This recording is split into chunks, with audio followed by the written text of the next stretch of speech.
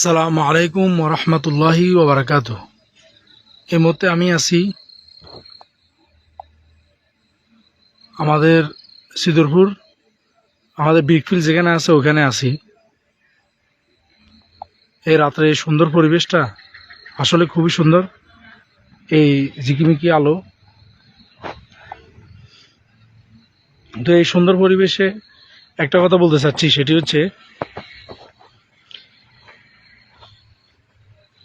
কিছু মানুষ আছে যারা অনেকে কি করে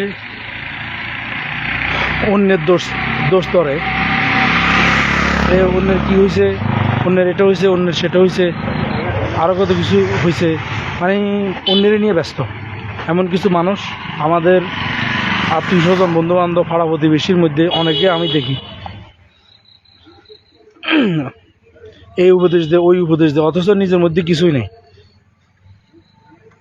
নিজে যে একটা সুন্দরভাবে চলবো, যে মানুষের সাথে সুন্দর আচরণ করবে, বা নিজের মধ্যে ওইরকম কোনো জ্ঞানও নাই, যে একটা সার্টিফিকেটও নাই, ক্লাস 8 পাসের সার্টিফিকেটও নেই।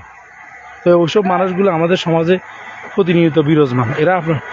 এরা হচ্ছে ইয়ার মতো, কাকের মতো, যে এরা সবসময় আমাকে চাইবে যে নিচে নামানোর জন্য।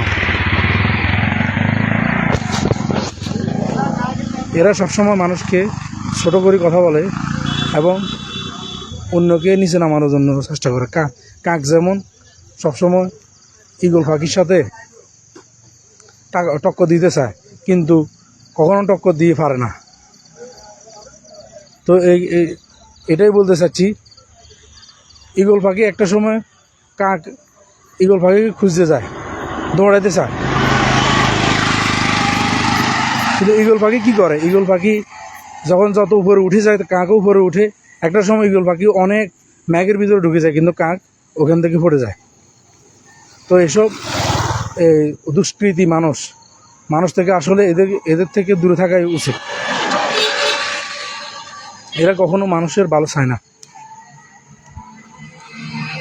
তো আপনারা যারা আমাকে যেখান থেকে দেখতেছেন, সকলকে আসসালামু আলাইকুম। আর আমার এই ভিডিওগুলো যারা দেখতেছেন, লাইক কমেন্ট করে দিয়েন। আর যারা লাইক কমেন্ট করতেছেন, আমার সাথে আছেন, আমিও আপনাদের সাথে থাকার জন্য চেষ্টা করব।